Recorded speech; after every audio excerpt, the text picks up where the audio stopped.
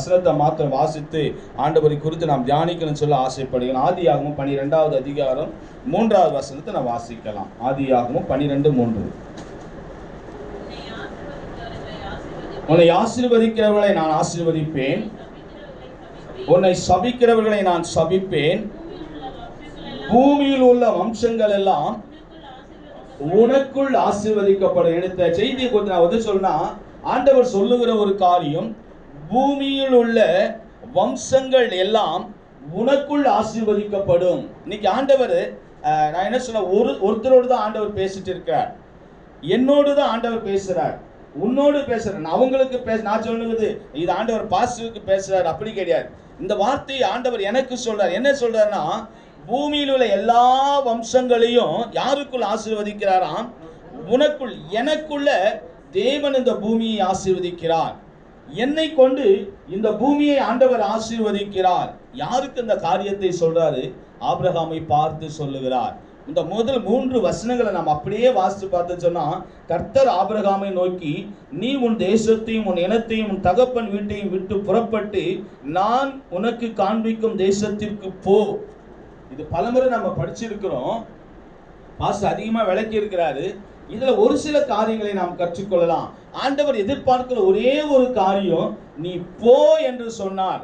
இந்த ஒரு காரியத்தை நீ செய்தா, இந்த ஒரு வார்த்தைக்கு நீ கீழ்ப்படிந்தா, ஆண்டவர் என்ன செய்கிறாராம்? அதுக்கு அடுத்த வசனங்கள் சொல்லுது, 7 வகையான ஆசீர்வாதங்களை ஆண்டவர் உனக்கு கொடுக்கிறார். நான் செய்ய வேண்டியது எத்தனை காரியம்? ஒரே ஒரு காரியம். எனக்கு இந்த செய்தியை படிக்கும்போது யோசித்தேன், நம்ம ஆண்டவர் இரக்கம் உள்ளவர் என்று பார்க்கிறோம், கிருபை உள்ளவர் என்று பார்க்கிறோம். ஆனா இங்க என்ன செய்யறா, உங்க அப்பாவை உங்க அம்மாவை குடும்பத்தை எல்லாத்தையும் விட்டுட்டு நீ போ அப்படின்னு சொல்றாரு. ஆனா முழுசு வாசித்து பார்த்தா எங்க போறதுன்னு தெரியாது. ஒரே ஒரு வார்த்தை, நீ போ, நான் காண்பிக்கும் தேசத்துக்கு போ அப்படின்னு சொல்லிட்டேன். நான் வந்து உன்னை நீ சென்னைக்கு போ, இல்ல மும்பைக்கு போ, இல்ல அமெரிக்காவுக்கு போ, ஐரோப்பாவுக்கு போ, ஏதாவது ஒரு இடத்த சொல்லி இருக்கலாம். எங்குமே சொல்லல. நீ என்ன செய்யற, இப்ப இங்க இருக்கிறியா, இந்த இடத்த விட்டுட்டு உன் சொந்தம் எல்லாத்தையும் விட்டுட்டு நான் காண்பிக்கிற தேசம், எங்க காண்பிக்கிற இடத்தையும் காண்பிக்கல, நான் சொல்ற இடத்துக்கு போ அப்படின்னு சொல்லிட்டார். நான் மனுஷன் என்ன பண்ணா, அவங்க ஆண்டவர் ஏன் அதை செய்த பின்னாடி சொல்றேன். இந்த மனுஷன் என்ன செய்தான், ஆண்டவர் சொன்ன வார்த்தையை நம்பி, ஆபிரகாம் ஆண்டவர் சொன்ன வார்த்தையை நம்பி புறப்பட்டு போகிறான். இந்த ஒரு காரியத்தை செய்ததுனால ஆண்டவர் என்ன செய்தாராம்? 7 வகையான ஆசீர்வாதங்களை வைத்திருக்கிறார். அதுக்கு கீழே சொல்றாரு, நான் உன்னை பெரிய ஜாதியாக்கி. ஆண்டவர் என்ன செய்யறாராம்? ஆண்டவருடைய ஒரே ஒரு வார்த்தைக்கு நீயும் நானும் கீழ்ப்படியும் போது, ஏன் ஆண்டவர் நான் யோசித்தேன், இவ்வளவு கொடூரமான ஆண்டவரா இருக்கிறாரு. சொந்தத்தை விட்டு, அப்பா அம்மா விட்டு, உறவுகளை விட்டு அந்நிய தேசத்துக்கு போ அப்படின்னு சொல்றாரு. ஏன் ஆண்டவர் சொல்றாரு அப்படின்னு சொன்னா, அவன் இருக்கக்கூடிய இடம் எப்படின்னா, அவங்க அப்பா எப்படிப்பட்டவராம்? சிலைகளை செய்யக்கூடிய, விக்கிரகங்களை செய்யக்கூடிய, தேராத வம்சம் விக்கிரகங்களை செய்யக்கூடியவர்களா இருந்தாங்க. அப்பா நீ இங்க இருந்தா நீ ஆசீர்வாதமா இருக்க மாட்ட, நீங்க இருந்தா உனக்கு ஆசீர்வாதம் கிடைக்காது, நீ எங்க போ, நான் காண்பிக்கிற தேசத்திற்கு போ. அந்த ஒரு வார்த்தை நீ கீழ்ப்படி நடந்தா உனக்கு 7 வகையான ஆசீர்வாதங்களை, என்ன ஆசீர்வாதங்களை வைக்கிறாரு? நான் உன்னை பெரிய ஜாதியாக்கி. உன்னை என்ன செய்வாரா? ஒரே ஒரு மனுஷன் தான், ஆபிரகாம் நீ போ, நான் உன்னை என்ன செய்வேன்? பெரிய ஜாதியாய் உன்னை மாற்றுவேன். 2வது சொல்றாரு, உன்னை ஆசீர்வதித்து. யாரு? உங்களை அவர் சொல்லல, முதல்ல சொல்றாரு, நான் உன்னை பெரிய ஜாதியாக்குவேன், உன்னை நான் ஆசீர்வதிப்பேன். 2வது ஆசீர்வாதம். 3வது சொல்றாரு, உன் பேரை பெருமைப்படுத்துவேன். ஆபிரகாம் எங்க? அந்நிய தேசத்திற்கு போற, யாரு எந்த இடம் தெரியாது, அப்படிப்பட்ட இடத்துக்கு நீ போகும்போது ஆண்டவர் என்ன செய்யறான்? உன் பெயரை பெருமைப்படுத்துவார். எங்க? அந்நிய தேசம், எந்த இடம்னு தெரியாது, அந்த இடத்துல அவனுடைய பெயரை ஆண்டவர் பெருமைப்படுத்துவார். சாத்தியமா? இப்ப சென்னையில என்ன பெருமைப்படுத்த முடியுமா? லட்சக்கணக்கான ஜனங்கள், 1 கோடி மக்கள் அந்த இடத்துல இருக்கிறாங்க. இந்த இடத்துல ஆண்டவர் என்ன உயர்த்த முடியுமா? என் பேரை பெருமைப்படுத்த முடியுமா? என் தேவனால கூடாத காரியம் ஒன்றுமே கிடையாது. ஆண்டவர் என்ன செய்யறாரு பாருங்க, நான் உன் பேரை பெருமைப்படுத்துவேன் அப்படி சொல்றாரு. அதற்கு அடுத்து சொல்றாரு, நீ ஆசீர்வாதமாய் இருப்பாய். நீ எப்படி இருப்ப? என் வார்த்தைக்கு கீழ்ப்படிந்து இல்லையா, நீ ஆசீர்வாதமாய் இருப்ப. என் சத்தத்திற்கு கீழ்ப்படிந்து இல்லையா, நீ ஆசீர்வாதமாய் இருப்ப. நீ ஆசீர்வாதமாய் இருப்ப. அதுக்கு அடுத்து கவனிங்க, யாராவது உன்னை ஆசீர்வதிச்சாங்கன்னா நீ நல்லா இருக்கணும், நீ கோடா கோடியா பெருகணும், அநேக வரங்களை பெற்று நீ ஆசீர்வதிக்கப்படணும். யார் உன்னை ஆசீர்வதிக்கிறாங்களோ அவங்களை நான் ஆசீர்வதிப்பேன். ஆண்டவர் கொடுத்த பெரிய கிருபை ஆபிரகாமுக்கு. யாரெல்லாம் உன்னை ஆசீர்வதிச்சாங்கன்னா அவங்க ஆசீர்வாதமா இருப்பாங்க. அதுக்கு அடுத்து சொல்றாரு, உன்னை சபிக்கிறவர்களை நான் சபிப்பேன். உன்னை யாருன்னா ஆசீர்வதிச்சாங்கன்னா நான் உன்னை ஆசீர்வதிப்பேன். யோபை அவங்களுடைய சகோதரர்கள் என்ன செய்றாங்க, அநேக காரியங்களை சபிக்கிறாங்க, அநேக காரியங்களை ஏசுகிறாங்க. ஆனா ஆண்டவர் என்ன சொல்றாரு, யோபு சகோதரருக்காக ஜெபித்தான், கர்த்தர் அவன் சிறையிருப்பை மாற்றினார். ஆண்டவர் செய்கிற ஒரு காரியம், நான் உன்னை ஆசீர்வதிச்சா நான் ஆசீர்வாதமா இருப்பேன். நான் பிரசன்ன பாஸ்டர் ஆசீர்வாதம், ஆண்டவரே இவரை பல வரங்களினால நிரப்புங்க, அபிஷேகத்தினால நிரப்புங்க, அவர் வாயில் வருகிற வார்த்தை எல்லாவற்றையும் அபிஷேகத்தை அனுப்புங்க, அநேகர் அவர் மாற்றங்கள் காணக்கூடியதா இருக்கட்டும் அவருடைய வார்த்தை. நான் இப்படி அவரை ஆசீர்வதிக்கும் பொழுது ஆண்டவர் என்ன செய்வார்னா, முதல்ல ஆசீர்வாதத்தை எனக்கு கொடுத்துட்டு அதுக்கு அடுத்துதான் ஆசீர்வாதத்தை அங்கு கொடுப்பாரு. உன்னை ஆசீர்வதிக்கிறவர்களை நான் ஆசீர்வதிப்பேன். நான் அவரை ஆசீர்வதித்தா அந்த ஆசீர்வாதம் எனக்கு வரும். ரெண்டாவது, அவரை நான் சபிச்சேன் அப்படின்னு சொல்லுங்க. முதல்ல சாபம் எங்க வரும்னா என்னிடத்துல தான் வரும், எனக்கு தான் அந்த சாபம் வரும். உன்னை ஆசீர்வதிக்கிறவர்களை நான் ஆசீர்வதிப்பேன், உன்னை சபிக்கிறவர்களை நான் சபிப்பேன். ஆண்டவர் மிக அழகான ஒரு காரியத்தை செய்கிறார். உன்னை யார் ஆசீர்வதிக்கிறார்களோ அவர்கள் ஆசீர்வாதமா இருப்பாங்க, உன்னை யார் சபிக்கிறார்களோ அவர்கள் சபிக்கப்பட்டவர்களா இருப்பாங்க. அதுக்கு அடுத்து சொல்றாரு, பூமியில் உள்ள வம்சங்கள் எல்லாம் உனக்குள் ஆசீர்வதிக்கப்படும். இந்த பூமியில எத்தனை வம்சங்கள் இருக்குதோ இது எல்லாமே என்ன செய்யணும், உனக்கு உள்ள அது ஆசீர்வாதமா இருக்கும். இது எல்லாவற்றிற்கும் மேல தேவன் என்ன செய்கிறார்னா ஆசீர்வதிக்கிறார், பாதுகாக்கிறார். ஆனா எதிர்பார்க்கிறது ஒரே ஒரு வார்த்தை, ஒரே ஒரு காரியம், உன்னிடத்தில் என்னிடத்தில் எதிர்பார்க்கிறார். ஆபிரகாம் கையில் எதிர்பார்த்த ஒரே ஒரு காரியம், கீழ்ப்படிதலை மாத்திரம் தான் ஆண்டவர் எதிர்பார்த்தார். வேற எதுவுமே கேட்கல. ஆபிரகாம் கையில் வேற எதுவுமே கேட்கல. அவன் கீழ்ப்படிக்கிற ஒரே ஒரு வார்த்தையை கேட்டதுனால 7 வகையான ஆசீர்வாதங்களை தேவன் அவனுக்கு கொடுத்தார். நாம் ஆராதிக்கிற தேவன் எப்படிப்பட்டவனா, வாக்கினால் சொன்னதை கரத்தினால் நிறைவேற்றுகிறவர். ஆண்டவர் ஒரு வாக்கு கொடுத்துட்டாரு, பூமியில வம்சங்கள் எல்லாம் உனக்குள்ள ஆசீர்வதிக்கப்படும்பா. அந்த ஒரு வாக்குத்தத்தத்தை ஆண்டவர் உனக்கு கொடுத்தார். அந்த வார்த்தையை நீ கீழ்ப்படிந்து ஆண்டவருடைய வார்த்தைக்கு நீ செவி கொடுப்பாய். ஆனால் தேவன் என்ன செய்வாரு, உன்னை 7 வகையான ஆசீர்வாதங்களினால் ஆண்டவர் உன்னை ஆசீர்வதிப்பார். அவன் செய்த ஒரே ஒரு காரியம், ஆண்டவர் சொன்னபடியே 12வது அதிகாரம் 4வது வசனம் சொல்லுது, கர்த்தர் ஆபிரகாமுக்கு சொன்னபடி அவன் புறப்பட்டு போனான். அவன் அதை தான் செய்தான். ஆண்டவர் என்ன சொன்னாரோ, எங்க போக சொன்னார் தெரியாது. ஆபிரகாமே நீ புறப்பட்டு போ அப்படின்னு சொன்னாரு. ஒரே ஒரு வார்த்தையை நம்பி, தேவன் சொன்ன வார்த்தையை நம்பி அவன் புறப்பட்டு போனான் என்று சொல்லி வேதம் சொல்லுகிறது. தேவன் என்ன செய்தார், அவனை ஆசீர்வதித்தார். நான் கொஞ்சம் யோசித்தேன், அவன் வாழ்க்கையில தேவன் ஆபிரகாமை ஆசீர்வதிக்க காரணங்கள் என்ன? ஒன்று, அவனுடைய வாழ்க்கையில இருந்தது கீழ்ப்படிதல் இருந்தது. தேவனுடைய வார்த்தை அப்படியே கீழ்ப்படிந்தான். நமக்கு எல்லாருக்கும் ஒரு ஆசை என்னன்னாக்கா, நான் ஆசீர்வாதமா இருக்கணும் அப்படின்னு சொல்லி. யாராவது என்னை ஆசீர்வதிக்க வேணான்னு யாருன்னா சொல்லுவோமா? பேசிட்டு இருக்க என்னுடைய வாழ்க்கையில கூட ஆண்டவர் என்னை அதிகமா ஆசீர்வதிக்கணும், ஆவிக்குரிய காரியங்களில் ஆசீர்வதிக்கணும், சரீரத்துக்குரிய காரியங்களில் ஆசீர்வதிக்கணும், இம்மைக்கும் அருமைக்கும் தேவன் என்னை ஆசீர்வதிக்கணும். அப்படிப்பட்ட ஆசை எல்லாருக்கும் இருக்குது. ஆனா ஆண்டவர் ஆசீர்வதிக்கணும்னு சொல்றாரு. ஒரே ஒரு காரியத்தை உன்னிடத்தில் எதிர்பார்க்கிறார், தேவனுடைய வார்த்தைக்கு நீ கீழ்ப்படிய வேண்டும் என்று சொல்லி. அது ஒரே ஒரு வார்த்தை தான் ஆண்டவர் உங்களுக்கு கேட்கிறார், என் வார்த்தைக்கு நீ கீழ்ப்படி, நான் உனக்கு 7 வகையான ஆசீர்வாதங்கள் உனக்கு தருவேன். எந்த மாற்றமும் கிடையாது. வாக்கினால் சொன்னதை கரத்தினால் நிறைவேற்றுகிறது. யார் சொல்றது? சாலமோன் ராஜா சொல்றாரு. வாக்கினால் சொன்னதை கரத்தினால் நிறைவேற்றுகிறவர் தேவன். சாதாரணமான நாம் ஆராதிக்க தேவன் சாதாரணமான மனிதன் அல்ல. வாக்கினால் சொன்னதை கரத்தினால் நிறைவேற்றுகிறவர் நாம் ஆராதிக்கிற தேவன். நாம் ஆராதிக்கிற தேவன் மகத்துவம் உள்ள ஒரு தேவன், சர்வ வல்லமை உள்ள தேவன், நம்முடைய சிந்தனைக்கு எட்டாத காரியங்களை செய்யக்கூடியவர். நம்மால் யோசிக்கவே முடியாது. ஆண்டவர் எதிர்பார்க்கிற ஒரே ஒரு காரியம், நீ கீழ்ப்படிய வேண்டும் என்று சொல்லி இவனை குறித்து கொஞ்சம் யோசிக்க ஆரம்பித்தேன். ஆபிரகாம் ஏன் ஆண்டவர் ஆசீர்வதித்தார், அவனுடைய வாழ்க்கையில் இருந்தது அப்படின்னு சொன்னா, அவன் முதல்ல என்ன எப்படிப்பட்டவனா இருந்தானா, தேவன் வார்த்தைக்கு கீழ்ப்படிந்தான். இரண்டாவது அவனை குறித்து சொல்லப்படுகிறது இந்த 12வது அதிகாரம் 7வது வசனத்தில் சொல்லி பார்த்தா, கர்த்தர் ஆபிரகாமுக்கு தரிசனமாகி உன் சந்ததிக்கு இந்த தேசத்தை கொடுப்பேன் என்றார். அப்பொழுது அவன் தனக்கு தரிசனமான கர்த்தருக்கு அங்கே ஒரு பலிபீடத்தை கட்டினான். ஆண்டவர் அவன் ஆசீர்வதிக்கிறதுக்கு ஒரு ரகசியம் என்ன அப்படின்னு சொன்னாக்கா, அவன் பலிபீடத்தை கட்டினான்.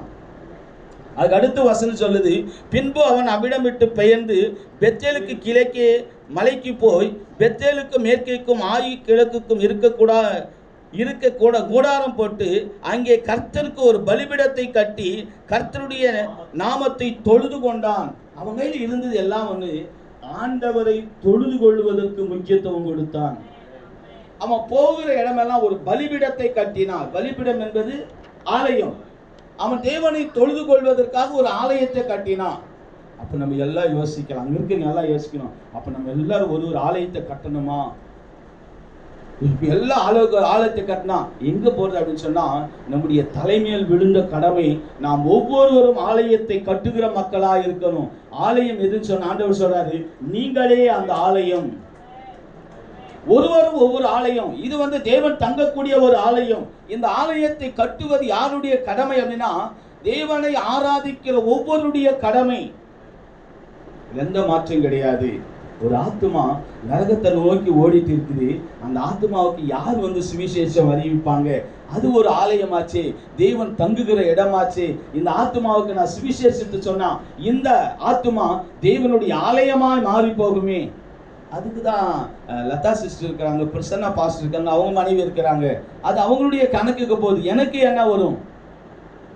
ஆண்டவர் உன்னையும் ஆண்டவர் கணக்கு கேட்கிறார். ஆண்டவர் உன்னையும் ஆசீர்வதிக்க விரும்புகிறார். கர்த்தர் ஆபிரகாமை ஆசீர்வதிப்பதற்கு காரணம், அவன் தேவனை தொழுது கொள்வதற்காக ஒரு பலிபீடத்தை கட்டினான்.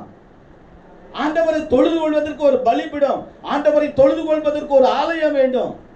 நீ என்ன செய்யணும்?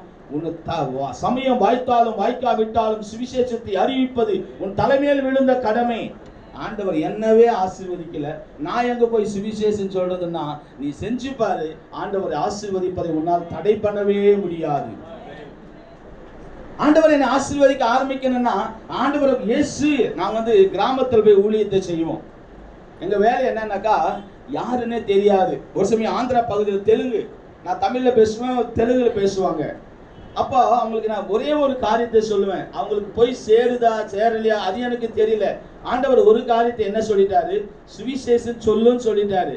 நான் போயிட்டு என்ன சொல்லுவேன்னா, 3 காரியத்தை முக்கியப்படுத்துவேன். இயேசு கிறிஸ்து ஏன் இந்த பூமிக்கு வந்தார்? இயேசு என்னுடைய பாவங்களை மன்னிக்க வந்தார். அந்த காரியத்துக்கு உண்டான சம்பவங்களை சொல்லி முடிச்சு, அது ஒரு அரை மணி நேரம் செய்தி நான் சொல்றது, ஒரு நிமிஷத்தில் சொல்றேன். இயேசு என்னுடைய பாவங்களை மன்னிக்க பூமிக்கு வந்தார். ஒரு காரியத்தை சொல்லுவேன். இயேசு கிறிஸ்து உனக்கு சமாதானத்தை கொடுக்க வந்தார். இயேசு உன்னை சொர்க்கத்துக்கு கொண்டு போக வந்தார். இந்த 3 காரியத்தை ஒவ்வொரு இடத்துலையும் சொல்லிட்டு வந்துடுவேன். அவங்க கேட்கிறாங்களோ கேட்காம போறாங்களோ அதை பத்தி எனக்கு கவலையே கிடையாது. ஆண்டவர் என்ன சொன்னார்? தண்ணீரின் ஆகாரத்தை போடு, அதன் பல நாட்களுக்கு பின்பு பலனை காண்பாய் என்று சொன்னார். என் வேலை இயேசு என்கிற ஒரு வார்த்தையை அந்த காதுல போட்டுட்டு வந்து, அவ்வளவுதான் என்னுடைய ஆசை. ஆண்டவர் என்ன சொன்னார்? நீ போய் சொல்லுன்னு சொன்னாரா? நான் போய் சொல்லிட்டேன். செய்வதும் செய்யாமல் போவதும் அவருடைய இது. நான் சொல்லிய வார்த்தை நான் சொன்ன காரியங்களை நிறைவேற்றும் அளவு இந்த வசனம் திரும்பாது அப்படின்னு சொல்வார். ஆண்டவர் ஒரு காரியத்தை உன்னோடு பேச ஆரம்பிச்சுட்டா அந்த வார்த்தை உன்னோடு கிரியை செய்ய. ஆண்டவர் இன்னைக்கு என்ன சொல்லியிருக்கிறாரு? உங்களை நான் ஆசீர்வதிக்கிறேன்னு ஆண்டவர் சொல்லி இருக்கிறார். நீ ஆண்டவர் உன்னை ஆசீர்வதிக்கணும் அப்படின்னு சொன்னா, ஒன்று, நீ கர்த்தருடைய வார்த்தைக்கு கீழ்ப்படியணும். 2வது, தேவனுடைய ஆலயத்தை தொழுது கொள்ளுகிறவர்களாய் நீ காணப்படணும். தேவனுடைய ஆலயத்தை கட்டுகிறவர்களாய் நீ காணப்படணும். நானே இன்னொரு இடத்துல எதிர்பார்த்துன்னு இருக்கிறேன். நான் எங்க போய் சுவிசேஷத்தை சொல்றோம் அப்படின்னா, நம்ம அப்படிதான் யோசிச்சிருக்கிறோம். நம்ம விட பின்தங்கிய மக்கள் கோடான கோடி ஜனங்கள் இருக்கிறாங்க. இயேசு என்கிற வார்த்தை தெரியாம எத்தனையோ பேர், லட்சக்கணக்கான கோடிக்கணக்கான ஜனங்கள் இருக்கிறாங்க. ஆண்டவர் உன்னைத்தான் எதிர்பார்க்கிறார். ஆண்டவர் உன்னை ஆசீர்வதிக்கிறேன் எதிர்பார்க்கிறார். உன்னை கொண்டு ஆண்டவர் சுவிசேஷம் பரவுவதற்கு நீ பயன்படுன்னு சொல்லி ஆண்டவர் விரும்புகிறார். ஆண்டவர் அதை தான் ஆண்டவரிடத்தில் எதிர்பார்க்கிறார். முதல்ல ஆண்டவர் செய்த ஆபிரகாம் தேவனை ஆசீர்வதிக்க காரணம், ஆபிரகாமை ஒன்று ஆண்டவருடைய வார்த்தைக்கு கீழ்ப்படிந்தான். 2வது அவனுடைய வாழ்க்கையிலே பலிபீடங்களை கட்டினான். 3வது அவன் செய்த ஒரு காரியம்னா தேவ மனிதர்களை கனம் பண்ணினான். அவங்க வீட்டுக்கு வந்தாங்க 3 மனுஷர். அவன் என்ன செய்யறானாக்கா, அந்த அந்த வசனம் என்னை ரொம்ப அதிகமாக அதை டச் பண்ணோம். 18வது அதிகாரம் ஆதியாகமம் 18:8 கொஞ்சம் வாசிக்கலாம். ஆபிரகாம் சமைத்த கன்றையும் கொண்டு வந்து அவர்கள் முன்பாக வைத்து அவர்கள் அருகே மரத்தடியில் நின்று கொண்டிருந்தான். அவர்கள் புசித்தார்கள். கொஞ்சம் யோசித்து பாருங்க, இவன் ஆபிரகாம் யாருன்னா செல்வ சீமான், வசதி படைத்தவன், அதிகாரம் படைத்தவன். அவன் வேலைக்காரர் சொல்லுவாரு, என் எஜமான் செல்வ சீமானா இருக்கிறார் அப்படின்னு சொல்லி. இந்த ஆபிரகாம் கையில் என்ன ரொம்ப பிடிச்ச ஒரு காரியம் என்ன சொன்னா, தேவ மனுஷர்கள் 3 பேர் வந்திருக்கிறாங்க. கொளுத்த கண்டடிச்சு வந்து சமைச்சு எடுத்து கொடுத்துட்டு மரத்தடியில பாருங்க, அவன் வந்து பெரிய செல்வ சீமான் அமைதியா கையை கட்டிட்டு மரத்தடியில் அவர்களுக்கு முன்பாக நின்று கொண்டிருந்தான். கர்த்தருடைய பிள்ளைகளை கனம் பண்ணுகிற காரியம் நம்முடைய வாழ்க்கையா இருக்கணும். ஆண்டவருடைய பிள்ளைகளை கனம் பண்ணினான். ஒரு சமயம் எனக்கு இங்கத்த சூழ்நிலை எனக்கு தெரியாது, உன் குடும்பம் ஆசீர்வாதமா இருக்கணும்னு சொன்னா கர்த்தருடைய பிள்ளைங்க உன் வீட்டுல வந்து காலடி வைப்பது உன் குடும்பத்திற்கு ஆசீர்வாதம். கர்த்தருடைய பிள்ளைங்க அவங்களுடைய சுபாவம், அவங்க எப்படிப்பட்டவன் எனக்கு தெரியாது. அவங்க வரது எது நிமித்தம் நான் வந்து நல்லவனா கெட்டவனான்னு ஜட்ஜி பண்ண வேண்டியது நீ கிடையாது. நான் ஆண்டவருடைய வார்த்தையை கொண்டு வருகிற ஒரு மனுஷன். என்னுடைய பார்வம் வீட்டுக்கு வருமே. ஆனா நான் என்ன சொல்ல, போதகர் சொல்றேன், நான் வந்து ஒரு ஆசிரியர், நான் பாஸ்டர் கிடையாது. யோசிங்க, நான் வந்து கவர்மெண்ட்ல ஒரு டீச்சரா ஒர்க் பண்ணிட்டு இருக்கிறேன். நான் என்ன சொல்லல, ஒரு ஊழியக்காரன் நம்ம வீட்டுக்கு வருவாரே ஆனால் அந்த வீடு ஆசீர்வதிக்கப்பட்டதா இருக்கும். அந்த வீட்டை நாம் வந்து அவங்க வீட்டுக்குள்ள வரும் பொழுதே தேவன் அந்த வீட்டுக்குள்ளான ஆசீர்வாதத்தை கொடுத்து விடுகிறார்.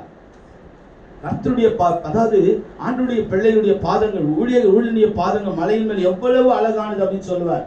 அந்த பாதம் நம்ம வீட்டுக்கு வரும் பொழுது உடைய குடும்பத்தில் இருக்கிற சாபங்கள் நீங்கும், உடைய குடும்பத்திற்கு ஆசீர்வாதங்கள் வரும். அவங்க ஜெபம் பண்றாங்களோ பண்ணலையோ அது 2வது, நல்லா ஜெபம் பண்றாங்களோ அது 2வது. முதல் காரியம், அவங்க பாதம் வீட்டுல பட்ட உடனே தேவன் குடும்பத்தை ஆசீர்வதிக்கிறார். இவனுடைய வாழ்க்கையில் இருந்த விசேஷித்த குணம் என்னன்னு சொன்னாக்கா, கர்த்தருடைய பிள்ளைகளை கனம் பண்ணினான். ஆபிரகாம் கர்த்தருடைய வார்த்தைக்கு கீழ்ப்படிந்தான். அவன் தேவ ஆலயங்களை கட்டுவதற்கு பலிபீடங்களை கட்டினான். 3வது, கர்த்தருடைய பிள்ளைகளை அவன் என்ன செய்தானா, கனம் பண்ணினான் என்று சொல்லி வேதம் மிக தெளிவாய் சொல்லுகிறது. 4வது, அவனுடைய வாழ்க்கையில கர்த்தருக்கு பயப்படுகிறவனாய் காணப்பட்டான். ஆண்டவருடைய வார்த்தைக்கு கீழ்ப்படிந்தான். நம்ம எடுத்து வாசிக்கலாம். ஆதியாகமம் 22வது அதிகாரம் 12வது வசனத்தை வாசிக்கலாம். அப்பொழுது அவர் பிள்ளையாண்டான் மேல் உன் கையை போடாதே. ஒரு சமயம் நமக்கு அந்த சம்பவம் முழுமையா தெரியும், இருந்தாலும் நாம் அதை தெரிந்து கொள்ளலாம். அப்பொழுது அவர் பிள்ளையாண்டான் மேல் உன் கையை போடாதே, அவனுக்கு ஒன்றும் செய்யாதே, நீ அவனை புத்திரன் என்றும் ஏகசுதன் என்றும் பாராமல் நீ ஒப்பு கொடுத்தபடியினால் நீ தேவனுக்கு பயப்படுகிறவன் என்று இப்பொழுது அறிந்திருக்க. ஆண்டவர் சொல்றார் ஆபிரகாமை குறித்து, அவனுக்கு 100 வயசுல ஒரு குழந்தை பிறக்குது. 100 வயசு வர குழந்தை இல்ல, 100 வயசுல ஒரு குழந்தை பிறக்குது. அந்த நேரத்தில் ஆண்டவர் சொல்றாரு, ஆபிரகாமே உன் மகனை என்ன செய்ய, மலையில கொண்டு போய் பலி செலுத்து அப்படின்னு சொல்றாரு. இந்த ஆபிரகாம் என்ன செய்யறான், தான் மனைவிக்கு கூட சொல்லல. தன் மனைவிக்கு சொன்னா என் மனசை வந்து இழக பண்ணிடுவாங்க, அதனால மனைவிக்கு கூட சொல்ல வேலையாட்களை கூட்டிட்டு மலையை நோக்கி போறான். போகும் பொழுது அந்த பிள்ளையை கட்டிட்டு ஒரு சமயம் அவன் வந்து 13-14 வயது நீங்க வாலிப பிள்ளை, அவன் தப்பிச்சு ஓடி இருக்கலாம். அது ஈசா கூடிய குணாதிசயம். இந்த மனுஷன் இந்த பையனை கட்டி பலி செலுத்துவதற்காக விறகுகளை அடிக்க அது மேல கட்டிட்டு கத்தியை ஓங்குறாரு. ஆண்டவர் சொல்றாரு, ஆபிரகாமை பிள்ளையாண்டான் மேல ஒரு கத்தியை போடாதே. ஆண்டவர் வந்து நம்ம சோதிக்கப்படும் பொழுது தேவ வார்த்தைக்கு அப்படியே கீழ்ப்படியும் பொழுது தேவன் என்ன செய்யறாரா, நமக்காக ஆடுகளை உண்டு பண்ணுகிறார்.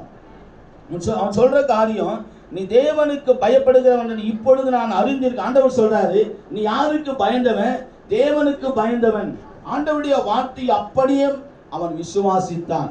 அவனுடைய வாழ்க்கையில் இருந்தது என்னன்னா, தேவனை அவன் ஒரு சமயம் தேவனுக்கு பயப்படுகிற மனுஷனாய் அவனுக்கு காணப்பட்டான்.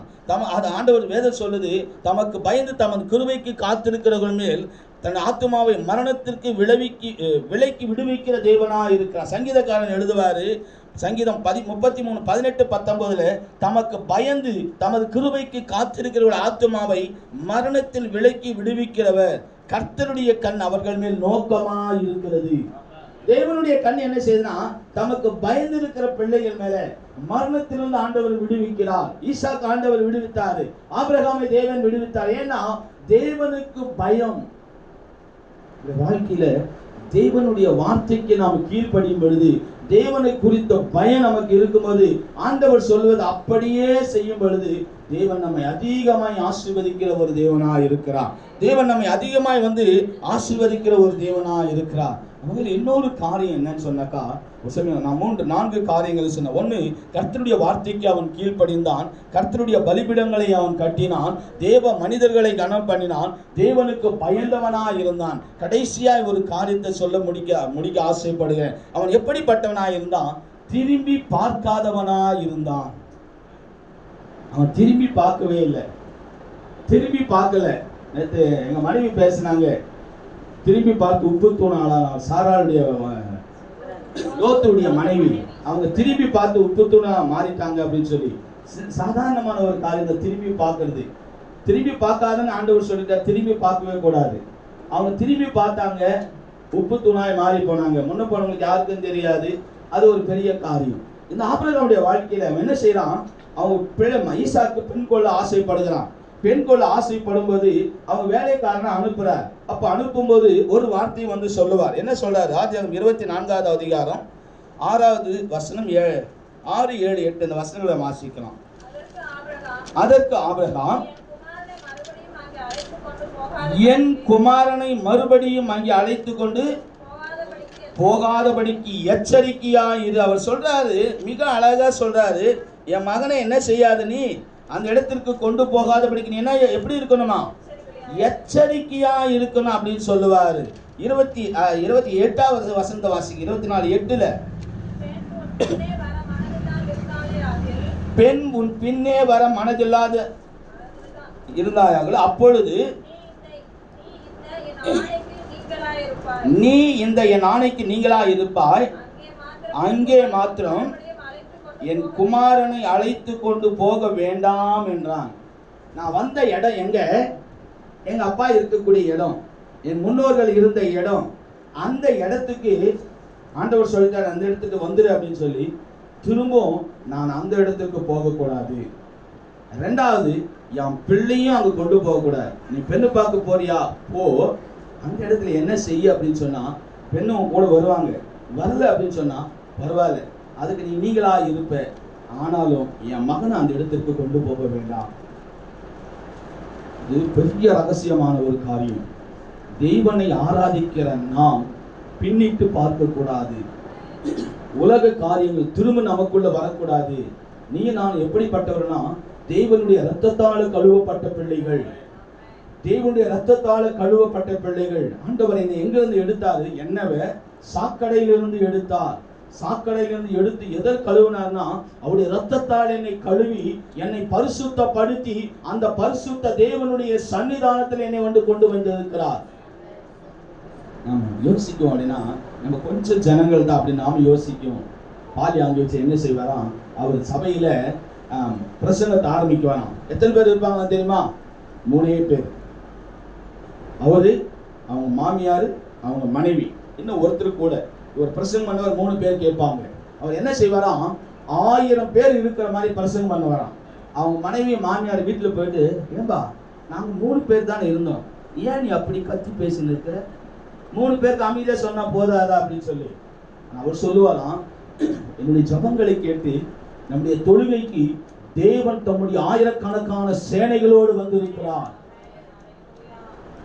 ஆண்டவர் நாம என்ன சொல்றோம், இங்கே 2-3 பேர் கூடி இருக்கு, அவளை மத்தியில நான் இருக்கிற ஆண்டவர் சொல்லிட்டார். வசனம் அதுதான் சொல்லுது. நாம் 5 பேரா இருந்தாலும் நிறைய சம்பவத்தை என்னால் சொல்ல முடியும். பிளஸிங்ல ஸ்டான்லி அண்ணன் இருப்பாரு. அவரு ஒரு முறை தூத்துக்குடிக்கு ஊழியத்துக்கு போயிருக்கிறார். வின்சென்ட் செல்வகுமார் அண்ணன் இப்போ தீர்க்கதரிசன ஊழியா இருக்கிறார். அந்த அண்ணன் சொல்லும்போது சொல்லுவாரு, அவர் என்ன சொல்றாருன்னா, அவர் பாசிங் பிரேயர் கூப்பிட்டாங்க. பாசிங் பிரேயர் கூப்பிட்டதும் காலையில வண்டி இல்லை, அப்போ டூ வீலர் எதுவும் கிடையாது, சைக்கிள்ல போயிட்டு நேரா ஸ்டாண்ட் என்ன கூப்பிட்டாராம். அண்ணே கோச்சுக்காதீங்கண்ணே, என்ன தம்பி நீங்க பாசிங் பிரேயர் வச்சிருக்கிறாங்க, உங்களை தான் சீஃப் கெஸ்ட், நீங்களா மெசேஜ் வர போறீங்க, ஆனா ஒரே ஒரு 5 பேர் தான் நான் வந்திருக்காங்க அப்படின்னா. அதுக்கு ஸ்டாண்ட் என்ன சொன்னாராம், 5 பேரா? ஆண்டவர் நமக்கு 5 ஆத்துமாக்களை கொடுத்திருக்கிறார்.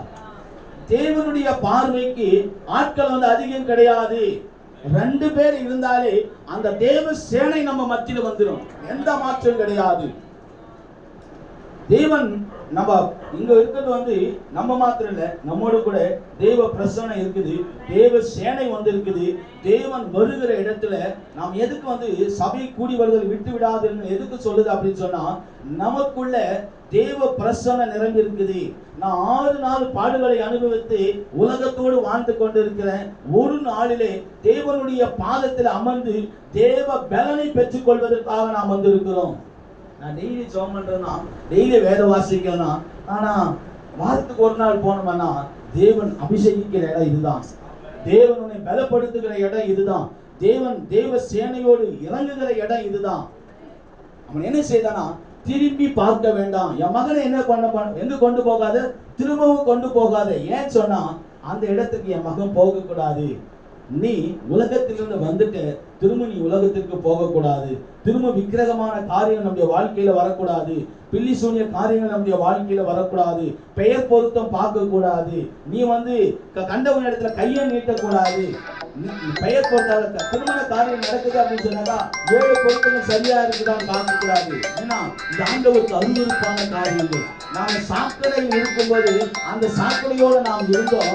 இப்ப நான் பரிசுத்தப்படுத்தப்பட்ட பிறகு அந்த சாக்கடையோடு நான் போகக்கூடாது.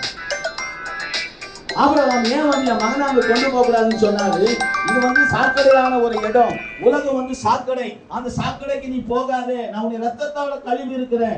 என் மகன் அந்த இடத்திற்கு திரும்ப போக கூடாது, அந்த ஆராதனைக்கு அவன் போக கூடாது, அந்த விக்கிரகங்களுக்கு மத்தியில் திரும்ப என் மகன் போக கூடாது. ஏன்னா நான் பரிசுத்தப்படுத்தப்பட்ட ஒரு இடத்துல இருக்கிறேன். நான் தேவனோடு ஐக்கியப்பட்டு இருக்கும் பொழுது அந்த சாக்கடைக்கு நான் திரும்ப போகவே கூடாது. அவன் சொல்லுகிறான், திரும்பி அந்த இடத்திற்கு போக வேண்டாம், திரும்ப அந்த இடத்திற்கு போக வேண்டாம். ஸ்காட்லாந்து தேசத்துல டாக்டர் டேவிட் லிவிங்ஸ்டன் என்ற ஒரு மனுஷன் இருந்தார். அவர் என்ன செய்தாரா, அந்த மனுஷன் என்ன செய்தார் அப்படின்னா, இங்கிலாந்து தேசத்துல ஊழியத்திற்காக போனாங்க. அப்படி போகும்போது அவருடைய நண்பர் சொன்னாரு, டேவிட், இந்த தேசத்துல நம்ம உறவுகளோட இருக்கிறோம், சந்தோஷமா இருக்கிறோம், பெரிய கூட்டமா இருக்கிறோம்.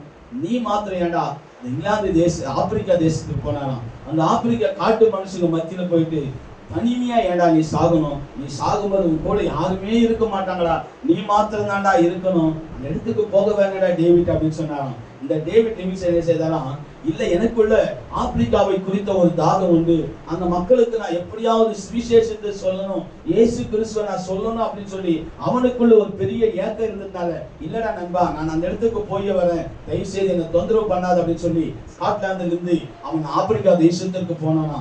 ஆப்பிரிக்கா தேசத்துக்கு அந்த மக்கள் மத்தியில பல பாடுகள் மத்தியில ஊழியத்தை செய்ய ஆரம்பித்தான். ஒரு 60 ஆண்டுகள் அந்த இடத்துல ஊழியத்தை செய்ய, 60 வயதுல ஊழியத்தை செய்யும் பொழுது அவர் வியாதிப்பட்டு மரித்து போனார். டேவிட் லிவிங்ஸ்டன் மரித்து போனார். மரித்த பிறகு அந்த மக்கள் எல்லாம் என்ன செய்யறாங்க, இவருடைய எண்ணம் எல்லாம் இந்த இடத்துலதான் இருந்துச்சு, அவருடைய ஞாபகம் எல்லாம் எங்க ஆப்பிரிக்கா மேலதான் இருந்துச்சு, தயவு செய்து அவர் இங்கேயே புதைச்சிருங்க அப்படின்னு சொன்னாராம். ஆனா ஸ்காட்லாந்து தேச அந்த மிஷினரி சங்கம் என்ன செய்தான், இவருடைய சரீரம் அங்கதான் தேவைப்படும், இங்க நாங்க கொண்டு விட அனுமதி கிடையாது அப்படின்னு சொல்லிட்டாங்க. அந்த மக்கள் கேட்டுக்கொண்டாங்களாம், ஐயா இந்த டேவிட் லிவிங்ஸ்டனுக்கு ஆப்பிரிக்கா தேசம் ரொம்ப பிடிக்கும், அவர் இதயமெல்லாம் இங்கதான் இருக்கும், அவர் சரீரத்தை வேணா ஸ்காட்லாந்துக்கு எடுத்துட்டு போங்க, அவர் இருதயத்தை மாத்திரம் இந்த இடத்திலேயே புதைச்சிருங்க அப்படின்னு சொல்லி அவர் இருதயத்தை மாத்திரம் எடுத்து ஆப்பிரிக்கா தேசத்துல புதைச்சிட்டாங்களாம். அவருடைய சரீரத்தை ஸ்காட்லாந்துக்கு கொண்டு போனாங்களாம். ஸ்காட்லாந்து கொண்டு போகும்போது இது போல ஆப்பிரிக்க தேசத்துல மிஷனரியா இந்த டேவிட் லிவிங்ஸ்டனுடைய சரீரம் ஊர்வலமா வருது அப்படின்போது ஆயிரக்கணக்கான ஜனங்கள் அதை வரவேற்பதற்கு காத்திருந்தாங்களாம். அப்போ கட்டிடத்துக்கு பின்னாடி ஒரு மனுஷன் நின்று அழுது கொண்டிருந்தானாம். ஒருத்தன் போய் கேட்டான், ஏன்டா உங்க ஃப்ரெண்டு வந்து போயிட்டு இருக்கிறான், ஏன்டா நீ வந்து அழுதுட்டு இருக்க அப்படின்னு சொல்லுது. அப்ப அப்படி சொல்றாராம், நான் ஒரு காரியத்தை நான் வந்து டேவிட் சொன்னேன், நீ அந்த இடத்துல போனா அனாதியாய் செத்து போவடா, உனக்கு யாரும் இருக்க மாட்டாங்கடா, உன்னை தேற்றுவதற்கு யாரும் இருக்க மாட்டாங்க தவறுதலா நான் சொன்னேன். இன்னைக்கு ஆயிரக்கணக்கான ஜனங்கள் அவன் பின்னால தெரிந்து கொண்டு இருக்கிறாங்க. அவனுடைய இருதயத்திற்காக ஒரு தேசமே காத்து கொண்டு இருக்கிறது. தேவன் இப்படிப்பட்ட காரியத்தை வாழ்க்கையில செய்தார், என் வாழ்க்கையை நான் வீணாய் கழித்து விட்டேன் அப்படின்னு சொல்லி வேதனை அனுபவித்தானா. வாழ்க்கையில தேவன் உன்னை ஆசீர்வதிக்க நான் ஆசைப்படுறேன். உன் நிமித்தமா தான் இந்த பூமி ஆசீர்வதிக்கப்படணும் ஆண்டவர் விரும்புகிறார். நான் பல காரியங்களை உங்களுக்கு சொன்னேன். ஆண்டவர் உன்னை ஆசீர்வதிக்கணும்னு சொன்னா கர்த்தருடைய வார்த்தைக்கு நீ கீழ்ப்படிந்திரு. தேவனுடைய சுவிசேஷத்தை அறிவிக்கிறவர்களாயிரு. கேட்கிறாங்களோ கேட்கல. இரண்டாவது, இயேசு உன்னை சமாதானப்படுத்துகிறவர், இயேசு உனக்கு ஆறுதலை தரக்கூடியவர், இயேசு உன்னை குணமாக்கக்கூடியவர், இயேசு பிரச்சனையிலிருந்து விடுவிக்கக்கூடியவர் என்ற வார்த்தை விசுவாசத்தோடு சொல்லிவிட்டு வாங்க. ஆறுதலுக்காய் காத்திருக்கிற கூட்டம் அதிகமா இருக்கு. வேதனையோடு வாழ்ந்து கொண்டிருக்கிற கூட்டம் இந்த சென்னை பட்டணத்துல இருக்கு. அது நமக்கு தெரியல. தேவனுடைய ஆலயத்தை கட்டுகிற பிள்ளைகளா இருக்கணும், கர்த்தருடைய பிள்ளைகளை கனம் பண்ணுகிறவர்களா இருக்கணும். அது மாத்திரமல்ல, நாம் திரும்பி பார்க்காதவர்களாய் காணப்படணும். தேவனுடைய பயம் நம்முடைய வாழ்க்கையில் இருக்கட்டும். ஒவ்வொரு நாளும் தேவனை குறித்த தரிசனம் நம்முடைய வாழ்க்கையா இருக்கட்டும். தேவனுக்கு பயப்படுகிற பிள்ளைகளா, பாவத்தை பார்த்து விலகி ஓடுகிற மக்களா, தேவனுக்கு பயப்படுகிற பிள்ளைகளா நாம் இருக்கணும். திரும்ப உலகத்தை திரும்பி பார்க்காதவர்களா நான் இருப்பேன்னு சொன்னா தேவன் உன்னை கொண்டு உன்னை ஆசீர்வதித்து உன் நிமித்தமா இந்த பூமியில வம்சங்கள் எல்லாவற்றையும் ஆசீர்வதிப்பார். கண்களை நாம ஜெபிக்கலாம். நல்ல ஆண்டவரே, இந்த வேலைக்காக துதிக்கிறோம், நாங்கள் ஸ்தோத்திரிக்கிறோம். நீ கொடுத்த நல்ல தருணத்திற்காக நன்றி செலுத்துகிறையா. ஆண்டவரே, ஆபிரகாமுடைய வாழ்க்கையில் ஒரே ஒரு காரியத்தை செய்தான். ஆண்டவருடைய வார்த்தைக்கு கீழ்ப்படிந்தார். ஆண்டவரே, 7 வகையான ஆசீர்வாதங்களை கொடுத்தீர். ஆண்டவரே, அவன் பெயரை பெருமைப்படுத்தினீர். அவரை ஆசீர்வதிக்கிறவளை ஆசீர்வதித்தீர். ஆண்டவரே, அவரை சபிக்கிறவளை நீ சபித்தீர். அந்த ஆபிரகாமின் நிமித்த பூமியில வம்சங்கள் எல்லாம் ஆசீர்வதிக்கப்பட்டது. ஆண்டவரே, இவனும் ஆபிரகாமின் பிள்ளையா இருக்கிறானே என்று சொல்லி ஆண்டவரே நாங்க புதிய ஏற்பாட்டு காலத்திலே பார்க்கிறோம். அப்படிப்பட்ட ஒரு பெரிய ஆசீர்வாதத்தை ஆபிரகாமுக்கு கொடுத்திருக்கீங்க. வந்திருக்கிற ஒவ்வொரு பிள்ளைகளை ஆசீர்வதிங்க. ஒவ்வொரு பிள்ளைகளோட வார்த்தைக்கு கீழ்ப்படிய கிருபை தாங்க. இந்த பிள்ளைகளை நிமித்தம் ஆண்டவரே, இந்த சென்னை பட்டம் ஆசீர்வதிக்கப்பட ஒவ்வொருவரை கர்த்தர் ஆபிரகாமுக்கு கொடுத்த ஆசீர்வாதத்தை கொடுக்கும்படியே நாங்கள் ஜெபிக்கிறோம். இந்த ஸ்தலத்திற்காக நன்றி செலுத்துகிறோம். இந்த முன்னேற்றம் நடத்துகிற அக்காவுக்காக, பிரசன்னா பாஸ்டருக்காக நன்றி செலுத்துகிறோம். கர்த்தர் அவர்களை அக்னியா எடுத்து பயன்படுத்துகிறாங்க. ஆயிரங்களுக்கு ஆசீர்வாதமாக வைப்பதாக. அவர்கள் காலடி வைக்கிற இடமெல்லாம் பிள்ளைகளுக்கு சொந்தமாய் மாறட்டும். இந்த வாயிலிருந்து புறப்படுகிற ஒவ்வொரு வார்த்தையும் அபிஷேகித்து அனுப்பப்படட்டும். கர்த்தருடைய மகிமையின் பிரசனம் இந்த கூடியிருக்கிற ஒவ்வொரு பிள்ளைகளோடு தங்கி இருக்கும்படியே நாங்கள் ஜெபிக்கிறோம். இயேசுவின் நாமத்தில் ஜெபிக்கிறோம், ஜெபிக்கிற நல்ல பிதாவே, ஆமென். Thank you. ஹல்லேலூயா. நான் ஏன் முதல்ல இவங்களை பத்தி சரியா இன்ட்ரோடக்ஷன் பண்ணலன்னா செய்தி குறைஞ்சிடக்கூடாதுன்னு தான் நான் இது பண்ணேன். உண்மையை இவங்களை பத்தி நான் முதல்ல கொஞ்சம் சொல்லிடுறேன். ஏன்னா ஃபர்ஸ்டே சொன்னா கொஞ்சம் நேரங்கள் இதுவாயிடும்னா இது பண்ணனால இவங்களுடைய இந்த ஃபேமிலி உண்மையிலே எங்களுக்கு உண்மையிலே வந்து ரொம்ப ஒரு என்ன சொல்றது, ஆத்மத்துல ரொம்ப கனெக்டான ஒரு ஃபேமிலி தான் சொல்ல முடியும். அதிகமா நாங்க அவங்கள பார்த்ததில்லை, 2 தடவை பார்த்துருப்போம் சார். உண்மையிலேயே ஒரு கூட பிறந்த தங்கச்சி மாதிரி. நேற்று கூட விசாரிச்சுன்னு காயத்ரி கிட்ட சொன்னோன்னே ரொம்ப சந்தோஷம். வந்தவொடனே அண்ணன் எங்கப்பான்னு கேட்டவங்க ரொம்ப, ஏன்னா நம்ம கூட பிறந்தவங்க யாரும் கிடையாது. ஒரு உண்மையிலேயே ஒரு நெருக்கமான ஒரு குடும்பம் மாதிரி இவங்க பழகினாங்க. ஒரு நாள் தாங்க பார்த்தேன், சேலத்துல நாங்க போனோம். இன்னொரு சொந்தக்காரங்க ஒரு 20 வருஷம் பழகின ஒரு சொந்தக்காரங்க மாதிரி ஒரு பழகிருந்தாங்க. இவங்க பேசுறாங்கன்னு நீங்க பேசுறீங்கன்னா கடவுள் நடத்துறாருங்க. அவங்க அவ்வளோ ஒரு சிம்பிளிசிட்டி. நான் அவங்க ஏன் அவங்க பத்தி சொல்றேன்னா, சமையல் அப்படி எல்லாருக்கும் வந்தவங்க இவங்க தாங்க சமையல் பண்ணாங்க. நேற்றுக்கு இவங்க தான் வந்து பண்ணாங்க. அந்த அளவுக்கு ஒரு எளிமையோட கூட இவங்க பண்ணாங்க. இந்த எதுக்கு இதை நான் சொல்றேன்னா, அந்த கிறிஸ்துவின் அன்பு பாருங்க, இது நமக்கு வேணும். அந்த எளிமை, சிம்பிளிசிட்டி நமக்கு வேணும். அப்பதான் வந்து இவங்க இன்னொரு விஷயம், இது வந்து இவங்க கிறிஸ்துவனுடைய அன்பை மனிதர்கள் மீது காட்டுறதை நான் சொல்லிட்டேன். எல்லாருக்கிட்டையும் இவங்க இதே மாதிரி தான் அன்பா நடந்துக்கிறாங்க. இன்னொரு விஷயமும் சொல்றேன், இவங்க மலைவாழ் மக்களுக்கு கடவுளுக்காக பணி செய்யறாங்க. எந்த ஆந்திரா பகுதியில போய் மலைவாழ் மக்கள்ல போன்ற வார்த்தையை இவங்க கீப் பண்ணிட்டு இருக்காங்க. ஃபார்வர்ட் பண்ணிட்டே போறாங்க. போன்ற வார்த்தை உலகத்துல உங்களை போன்னு சொல்லிடுவாங்க. அது நெகட்டிவா இருக்கும். வேலையில அவங்க போனுவாங்க, அங்க போய் இங்க போனுவாங்க. ஆனா கர்த்தர் சொல்ற போன்ற வார்த்தை அவங்க என்ன பண்ணுது, ஃபார்வர்ட் பண்ணுது. கணக்கு தனியாக நான் மேம்படுத்தலாமா? இன்னும் அந்த போன்ற வார்த்தையை அவங்க கேட்டுட்டு இருக்காங்க. திரும்பி பார்க்காம போயிட்டு இருக்காங்க, ஊழியம் பண்ணிட்டு இருக்காங்க. ஹல்லேலூயா. அருமையான சகோதரனை பத்தி நான் இப்பதான் அறிகிறேன். அவங்க திருச்சியில. ஓ, அவர் நம்ம கோயம்புத்தூர்ல இருக்கா? தெரியும். உங்க பேர் என்னப்பா?